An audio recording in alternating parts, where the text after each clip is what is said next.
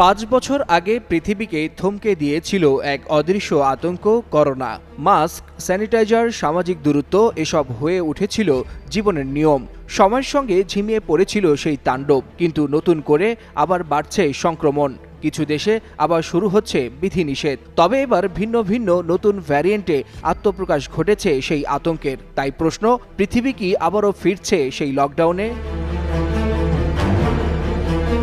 ২০২০ সালে যে করোনা বিশ্বকে গৃহবন্দী করেছিল, সেই আতঙ্কের নতুন রূপ ফিরেছে চীন, জাপান, ইউরোপ, আমেরিকা এবং সিঙ্গাপুর, ভারত, বাংলাদেশ ও মালদ্বীপ সহ দক্ষিণ এশিয়ার বেশ কয়েকটি দেশে। এরই মধ্যে বিভিন্ন দেশে শনাক্ত হয়েছে করোনার নতুন কয়েকটি ভ্যারিয়েন্ট, যা আগের ধরনগুলোর তুলনায় অনেক বেশি সংক্রামক। করোনার শুরুর দিকে বেশি ক্ষতিগ্রস্ত হয়েছিল প্রাপ্তবয়স্ক ও রোগপ্রবণ ব্যক্তিরা। তবে এবার শিশু ও তরুণদের মাঝেও